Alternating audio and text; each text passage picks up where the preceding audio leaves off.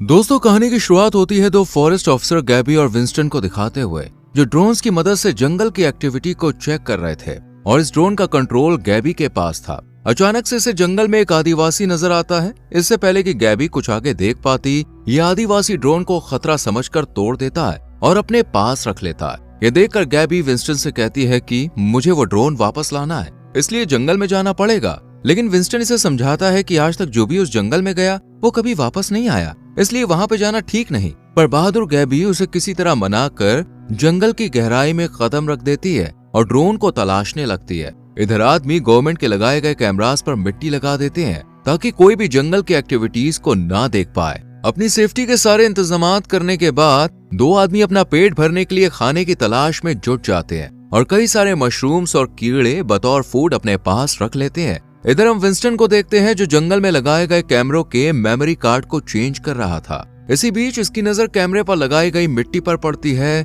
जिसे देखकर इसके दिमाग में कुछ शक सा पैदा हो जाता है, पर ये इस बात को इग्नोर करके अपने काम में लग जाता है। दूसरी तरफ गैबी घने जंगल का सफर मैप के जरिए तय कर रही थी ताकि वो इस भूल भुलैया में खो ना जाए। जैसे ही गैबी आगे बढ़ती है तो एक ट्रैप में इसका पैर फंस जाता है और एक लकड़ी का टुकड़ा आर पार हो जाता है, इसलिए जल्दी से विंस्टन को हेल्प के लिए बुलाती है। विंस्टन को भी वॉकी टॉकी पर गैबी की आवाज सुनाई देती है तो वो नाव की तरफ भागता है, पर बदकिस्मती से वॉकी टॉकी पानी में गिरने की वजह से काम नहीं करता, इसलिए विंस्टन उसे ढूंढने के लिए निकल पड़ता है। इसी तरह शाम होने लगती है और गैबी अकेले ही हिम्मत करके अपने पैर से लकड़ी का टुकड़ा निकालकर एक लकड़ी के सहारे विंस्टन के पास जाने की कोशिश करती है, पर तभी इसे एक पेड़ के पास लाल रोशनी दिखाई देती है जहां छोटे छोटे लाल पार्टिकल्स धूल की तरह उड़ रहे होते हैं। गैबी इन्हें इग्नोर मारकर एक घर के पास पहुंच जाती है जहां अंदर कोई ना होने पर यह आज रात यहीं गुजारने का फैसला करती है। और जब अपने पैर की हालत देखती है तो वो बहुत खराब होती है।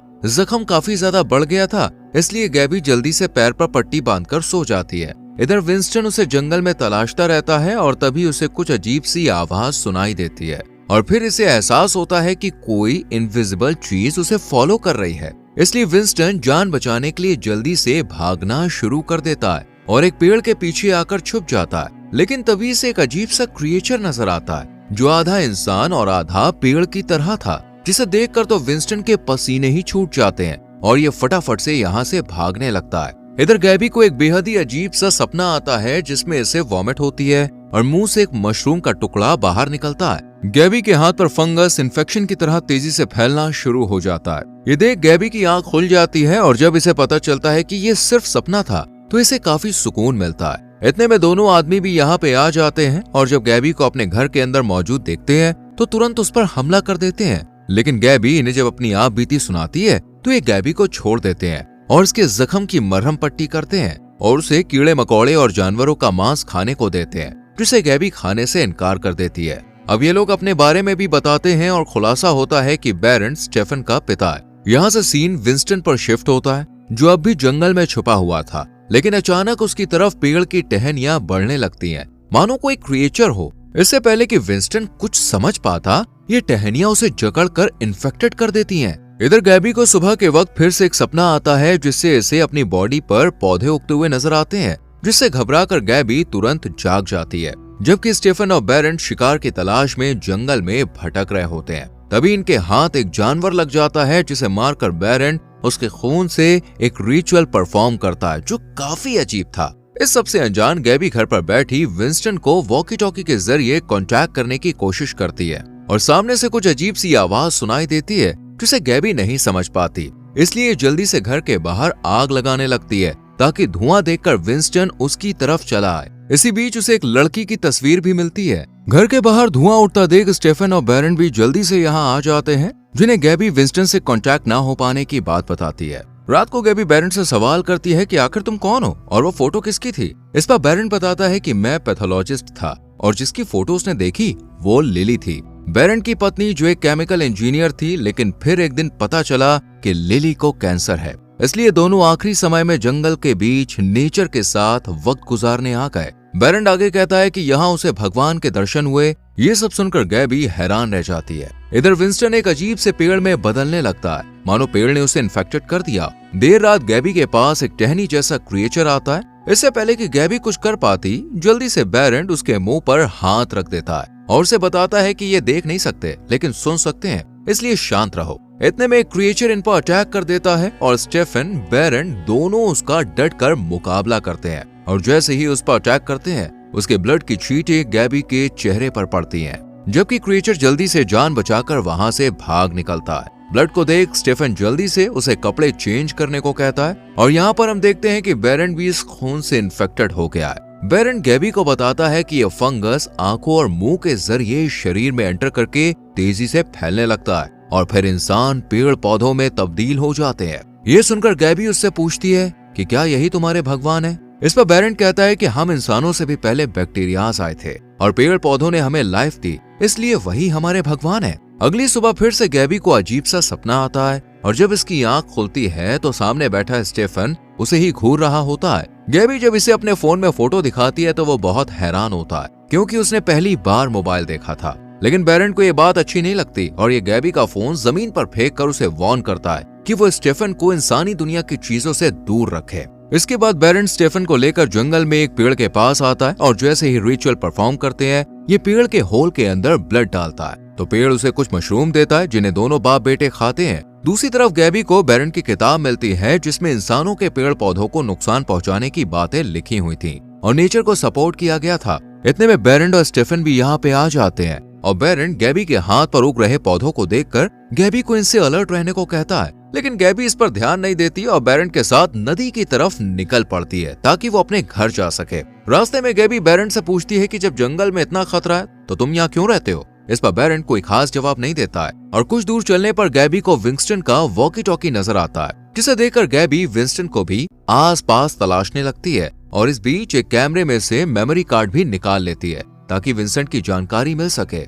जैसे ही गैबी कुछ कदम आगे बढ़ती है तो सामने पेड़ से बंधे विंस्टन की हालत देखकर उसके होश उड़ जाते हैं क्योंकि विंस्टन का आधा शरीर पेड़ पौधों से घिर चुका था। क्रिएचर बनने से पहले विंस्टन गैबी से उसे मारने को कहता है लेकिन गैबी उसे नहीं मारती, इसलिए बैरन विंस्टन को एक तीर देकर खुद को खत्म करने को कहता है और विंस्टन इस तीर से अपनी जान ले लेता है। इतने में क्रिएचर इन्हें देख लेता है जिससे बचकर दोनों वापस घर में आ जाते हैं और बैरन घर को चारों तरफ से बंद कर देता है। रात में गैबी की नजर जब अपने पैर पर पड़ती है तो उसे कुछ मशरूम उगते हुए नजर आते हैं जिसके इलाज के तौर पर गैबी बैरन से दवाई मांगती है क्योंकि वो इन्फेक्शन की चपेट में आकर विंस्टन की तरह नहीं बनना चाहती थी। पर बैरन इसे कोई जवाब न देकर यहाँ से चला जाता है। ये देखकर गैबी स्टेफन से पूछती है कि ये इतनी रात को कहाँ गया है। इस पर स्टेफन बताता है कि वो गॉडेस की प्रेयर करने गए। अब गैबी स्टेफन से उसकी माँ के बारे में पूछती है और स्टेफन रिवील करता है कि उसकी माँ इसी जंगल में जिंदा है जिसे नेचर ने अपना लिया है। इधर हम बैरन को देखते हैं जो उसी पेड़ के पास जाकर रिचुअल परफॉर्म करके पेड़ से बात करने की कोशिश करता है और पेड़ उससे डिमांड करता है जिसे सुनकर बैरन शॉक रह जाता है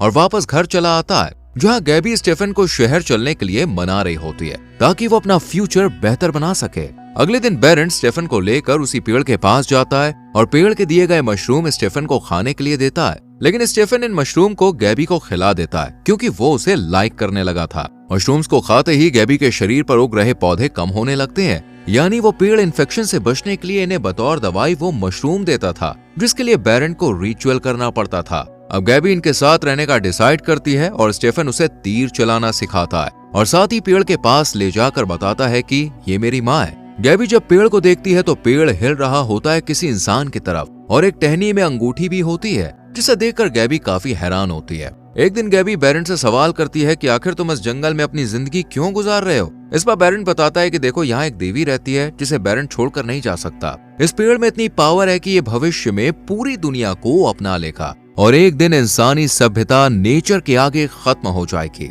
जिस तरह इंसानों ने नेचर को खत्म करने की कोशिश की है। गैबी अब देवी को देखने की इच्छा जाहिर करती है और बैरन भी मान जाता है। इसी बातचीत के दौरान गैबी कैमरे से निकाले गए मेमोरी कार्ड को अपने फोन में इंसर्ट कर लेती है और जब मोबाइल चेक करती है तो उसमें उसे क्रिएचर नजर आता है जिसने विंस्टन पर हमला किया था। और हैरानी की बात तो ये थी कि यहाँ बैरन भी था पर उसने विंस्टन को नहीं बचाया। खैर रात में तीनों एक रिचुअल करते हैं जिसमें गैबी के चिन्ह पर एक लेप लगाया जाता है और उसकी नाक में पाउडर डाला जाता है जिसके बाद गैबी की सोल किसी दूसरी दुनिया में पहुंच जाती है जहां सामने एक बड़ा सा पेड़ था। तभी यहाँ बिना कपड़ों के स्टेफन आता है और गैबी के साथ इंटीमेट होता है। यहाँ पर बैरन भी पेड़ से लिपटा हुआ दिखाई देता है जिसे देखकर गैबी जाग जाती है और यहाँ खुलासा होता है कि देवी ने स्टीफन की बलि मांगी है क्योंकि बैरन ने पशु पक्षी मारे हैं, इसलिए अब उसे अपने बेटे को मारकर बदला पूरा करना होगा। ये सुनकर स्टीफन और गैबी बहुत हैरान होते हैं। अगली सुबह गैबी बैरन से कहती है कि मैं स्टीफन को अपने साथ शहर लेकर जाऊंगी,